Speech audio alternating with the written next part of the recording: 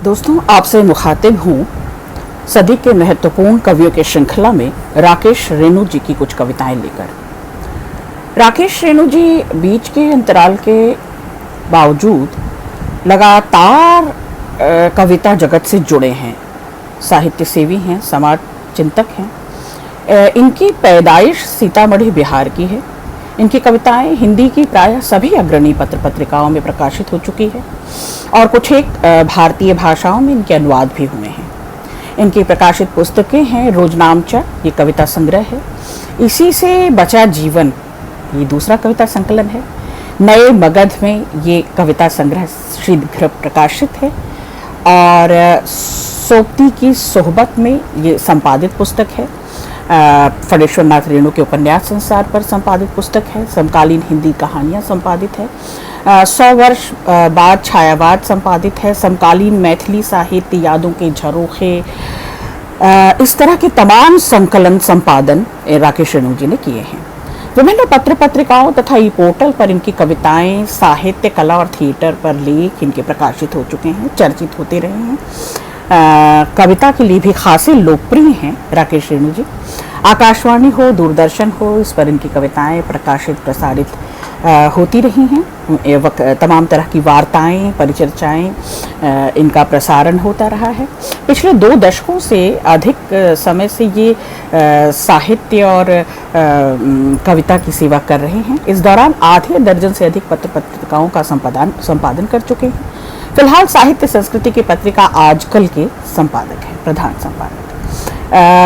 साथियों, हम राकेश रेणु जी की कुछ कविताएं आज उन 5 कविताओं के बहाने दरअसल उनकी रचनात्मक यात्रा को तय करेंगे और उनकी रचनाधर्मिता को, उनके साहित्य प्रेम को, उनकी कविता में जो ज़मीन है, जो आसमान है और जो मनुष्य है, उसकी पहचान करेंगे।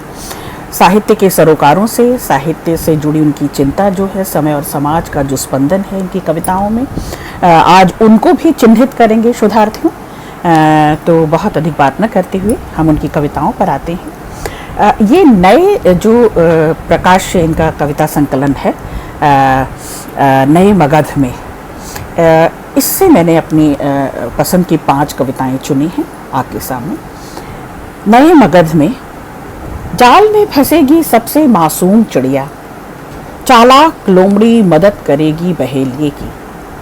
हत्यारे पकड़ लेंगे राहगीर को चोर चोर कहकर, पुलिस हत्यारों को शाबाशी देगी, फोटो खिंचवाएगी। किसी को शक्ल से पहचाना जाएगा, किसी को खान पान से, किसी को दाढ़ी और खतने से, बपतिस्मा से पहचाने जाएंगे, कई कपड़ों की रंग से पहचाने जाएंगे। उन्हें घुसपैठिया और हत्यारा कहा जाएगा। वो कि बहुत चुस्त होगा नए मगध का राजकाज, फौरन शिनाख्त होगा, पोस्टर लगाए जाएंगी, कुर्क होंगे घर, जमीन, जायदाद, दफ्तर, गोली मारी जाएगी चौराहे पर। अपराधी कोई हो बच न पाएगा, अपराधी कोई हो बच न पाएगा। अपराध और अपराधी पहचानने का तरीका बदल जाएगा।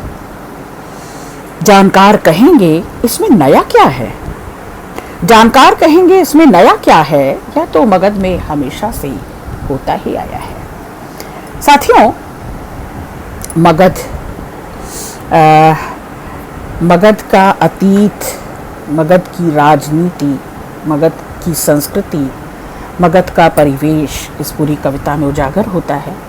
न केवल वह उजागर होता है, बल्कि वर्चस्व की राजनीति में पसरे जो कुचक्र हैं, जो कुचालें हैं, जो कूटनीतियां हैं, वो किस तरह से अदना आम आदमी के खिलाफ है, किस तरह से सर्वसाधारण के खिलाफ है, संस्कृति के खिलाफ है, समाज के खिलाफ है, आदमी के खिलाफ है, मतलब साधारण आदमी के खिलाफ है, मामूली आदमी के खिलाफ है। मगध अपनी कूटनीतियों के लिए, अपनी क्या कह सकते हैं, राजनीति के लिए जो समाज में और परिवेश में पसरी रहती है, जाना माना जाता है, इसका पूर्व इतिहास रहा है। उस मगध की नई पहचान चिन्हित कर रहे हैं दरअसल राकेश रेणु। और वो ये कह रहे हैं कि साधन शक्ति सुविधा जो वर्चस्व के लोग हैं, जो पद प्रतिष्ठा पर हैं, चाहे वो कानून व्यवस्था है, चाहे वो पुलिस है, चाहे वो संतरी मंत्री नेता अग्रणी नेतृत्व करने वाले लोग हैं, वे दरअसल जनता की बोली भाषा जुबान नहीं जानते, जनता का मर्म दुख व्यथा कथा नहीं जानते, क्योंकि उनके बीच आवाजाही नहीं है। वे अपनी साधन शक्ति और सुविधा में प्रसन्न हैं और उस आवर्त में रहते हुए, उस कंफर्ट जोन में रहते हुए दरअसल अपराधियों की शिनाख्त करना, घटना की शिनाख्त करना, वास्तव में जो कुछ घटा, जो यथार्थ रहा, वो रचा गया, उसका डॉक्यूमेंटेशन हुआ, या वो यथार्थ सचमुच में वास्तविकता में उसमें कोई सच्चाई है, कुछ खरापन है, इसकी शिनाख्त कौन करेगा? क्योंकि पूरा का पूरा तंत्र, जिसको कहते हैं ना चोर चोर मौसेरे भाई, वो उनकी मिली भगत हो चुकी है, वे एकजुट हो चुके हैं, उन्होंने हित समूह बना लिए हैं और अब वे सब व्यक्ति और समाज के पैरेलल समानांतर खड़े दिखाई देते हैं। बेहतरीन कविता, दूसरी कविता है आत्मकथ्य। यदि मतलब गांठना दोस्ती की निशानी है तो मैं किसी का दोस्त नहीं हूँ। यदि धोखा देना बुद्धिमान होना है तो बेहतर है मैं निरामूर्ख बना रहूं। यदि राखी ही बहन के प्यार की निशानी है तो सच कहता हूँ मेरी कोई बहन नहीं है। यदि प्रेम के लिए जरूरी है शर्त तो समझ रहे मैंने किसी को प्रेम नहीं किया। यदि झूठ और ठगी मनुष्य के लिए जरूरी है तो क्षमा करें मैं मनुष्य नहीं हूँ। इस विचारधारा से नफरत है मुझे जो मनुष्य को जाति धर्म के नाम पर अलग करे। अभी बहुत जगह बाकी है पृथ्वी पर बेहतर चीजों और घटनाओं के लिए। उन अच्छाइयों पर भरोसा रहे संभावनाओं पर, और यह आत्मबल बना रहे मनुष्यता को क्षरित करने वाली हर कोशिश के खिलाफ खड़ा हूं, हर कोशिश के खिलाफ खड़ा हूं। फिर से राकेश रेणु जी की कविता मानवीय विवेक, मानवीय संभावनाओं और नैतिक मूल्यों, मानवीय मूल्यों जो खरीदे बेचे नहीं जा सकते, पर वो आज हाशिए पर हैं। जो अनमोल हैं वो बेमोल हो गए हैं, और जो सचमुच सार्थक हैं उनको किस तरह से साजिश से, षड्यंत्र से निरर्थक कर दिया गया है। और जिसका मोल नहीं लगाया जा सकता, चाहे प्रेम है, सहयोग है, सौहार्द है, भाईचारा है, सद्भाव है, ये अब इस दौर में, इस शर्मनाक दौर में, इस कुटिल दौर में बेमायने, बेकार सिद्ध किए जा रहे हैं। और अगर यही परिभाषा है मनुष्यता की, अगर यही परिभाषा है प्रेम की, यही परिभाषा है दोस्ती की, बुद्धिमानी की, परवाह की, विचारधारा की, सच और झूठ की, तो फिर मैं इस सब से बेलाग हूँ, एकदम अलग हूँ। राकेश रेणु जी दरअसल अपनी पक्षधरता साफ साफ बड़े निर्भीक होकर जाहिर कर देते हैं सबके सामने कि तो फिर मैं नहीं खड़ा हूँ इनके साथ।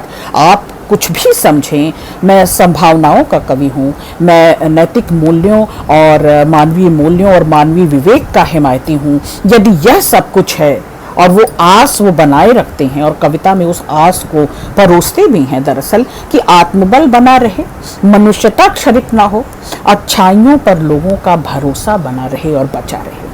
भरोसा संभावनाओं का, भरोसा प्रेम का, परवाह का, मानवीय सद्भाव का।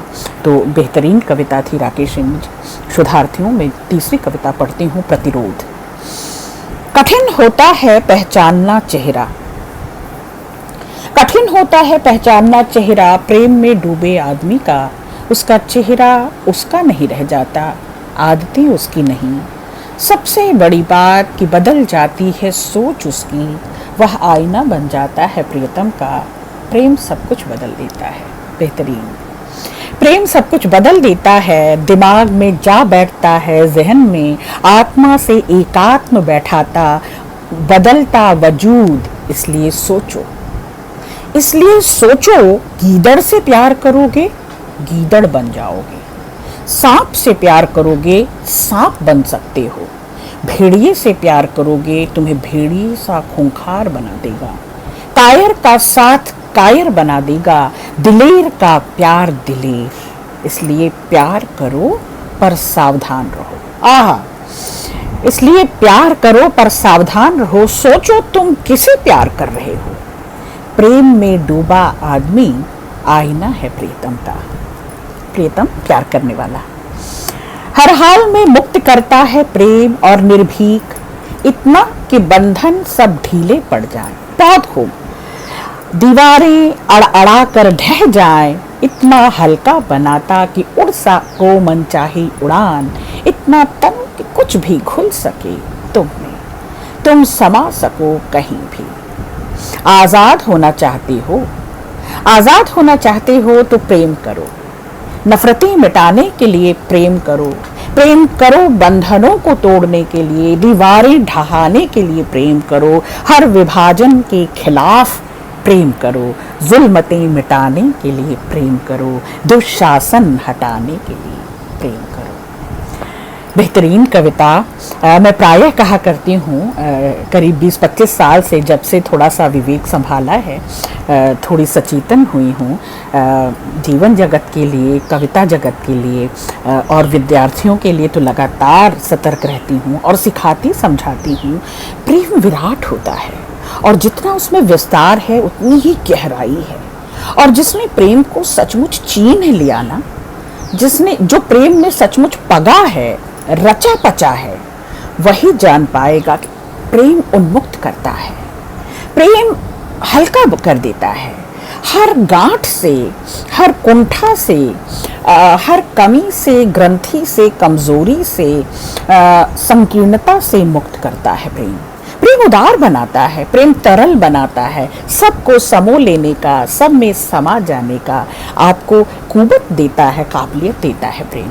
प्रेम है तो संसार की ये सारी गैर मामूली चीज़ें जिसे लोग मामूली समझकर छोड़ रहे हैं, वो चीन्हने लगेंगे आप प्रेम में हैं। अगर प्रेम में अगर हैं तो आप दृश्य और अदृश्य को, उपस्थित और अनुपस्थित को चीन्ह सकेंगे और चिन्हित कर सकेंगे।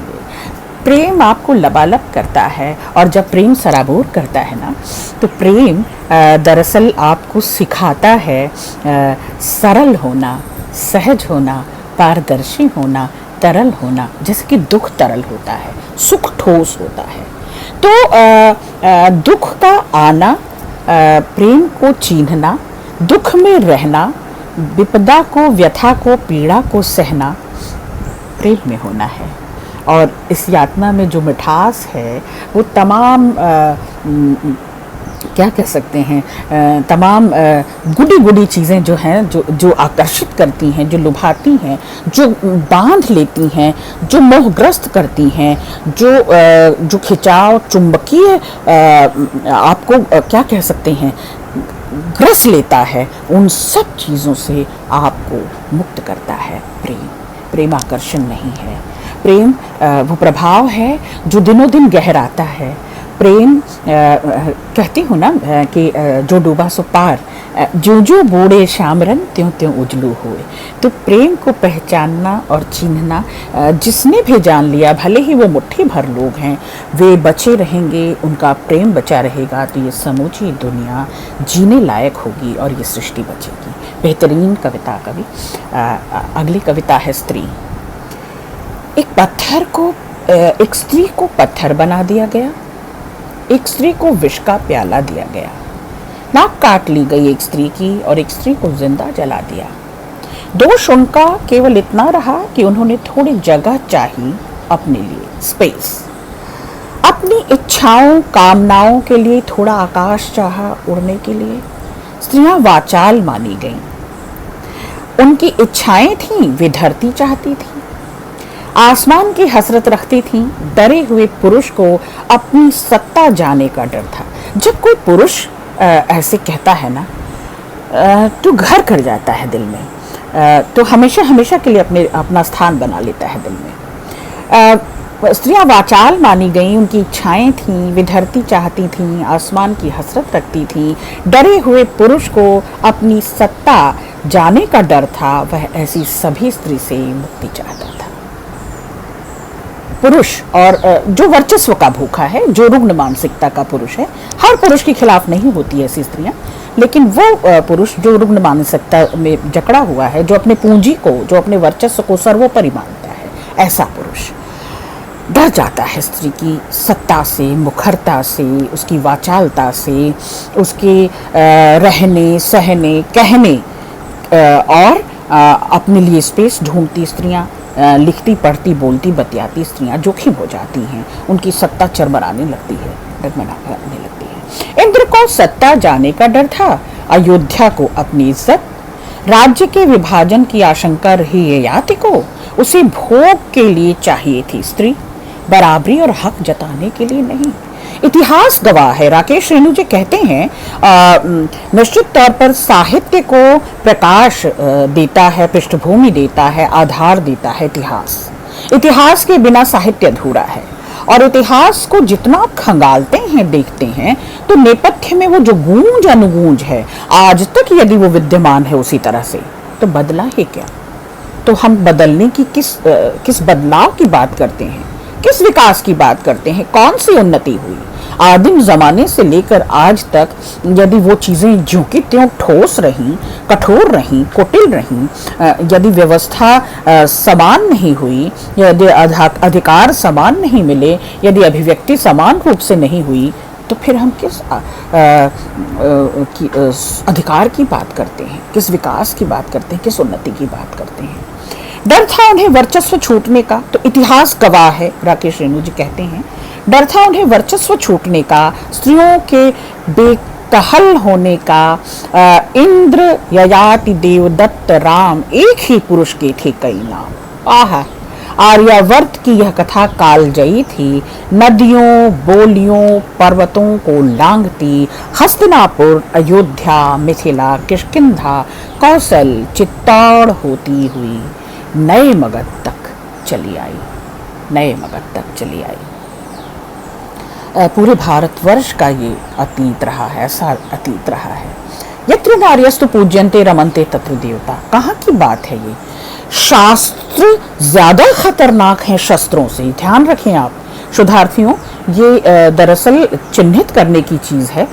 कविता अन्य समकालीन कविताओं से राकेश रेणु जी की कविता टकराती है, और टकरा कर मुखर होती है ये कहते हुए, ये बताते हुए कि देखिए, जब जब वर्चस्व की बपौती रही है, जब जब साधन शक्ति सुविधाओं की बपौती रही है, जब जब शक्तिशाली ताकतवर की क्रूर मार समाज में बढ़ती गई है, उनका आतंक आतताइयों का बढ़ता गया है, तो यह सब कुछ हुआ है। फिर कहने को शास्त्रों में जो कुछ लिखा हो, उसे कब और कितना सही सही रूप में माना और चिन्हित किया गया। अगली कविता है अनुनय।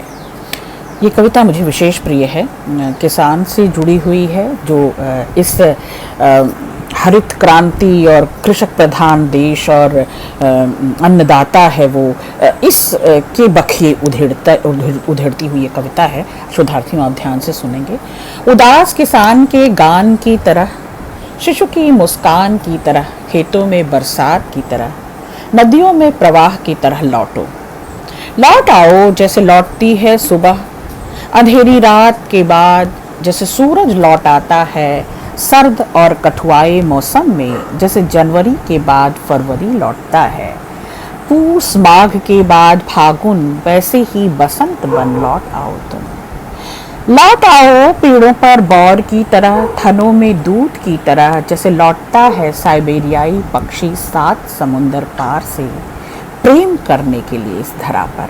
आहा, प्रेमी की प्रार्थना की तरह लहराती लहरों की तरह लौटो, लौट आओ कि लौटना बुरा नहीं है, लौट आओ कि लौटना बुरा नहीं है, यदि लौटा जाए जीवन की तरह, यदि लौटा जाए जीवन की तरह, हे नहीं है यदि लौटा जाए गति और प्रवाह की तरह। नहीं अपमानजनक है लौटना यदि संजोए हो सृजन के अंकुर, लौटने से ही संभव हुई ऋतुएं, फसलें, जीवन, दिन रात। लौटो, लौटो लौटने में सिमटी है संभावनाएं अनंत, लौटने में सिमटी है संभावनाएं अनंत। लौटना प्रतिगामी होना नहीं है, लौटना पलायन नहीं है, लौटना वस्तुतः प्रकृति की ओर, लौटना वस्तुतः अपनी जड़ों की ओर, लौटना वस्तुतः मानवीय संवेदना की ओर, लौटना वस्तुतः स्मृतियों की ओर, अनुभव जगत में लौटना, अपनी जड़ों में लौटना, अपने सोर्सेस से जुड़ना, उन सब के पास लौटकर आप और अधिक संभावनाशील हो जाएंगे, स्वप्नशील कल्पनाशील हो जाएंगे, आप लबालब हो जाएंगे। आपकी सुधियाँ, आपकी स्मृतियाँ, आपका अनुभव, आपका संवेदन समृद्ध होता जाएगा।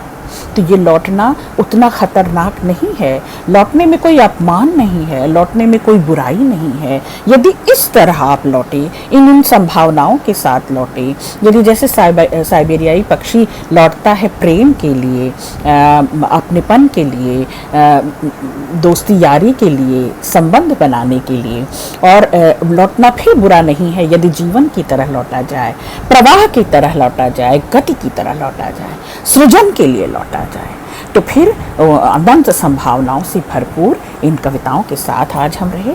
बहुत शुक्रिया।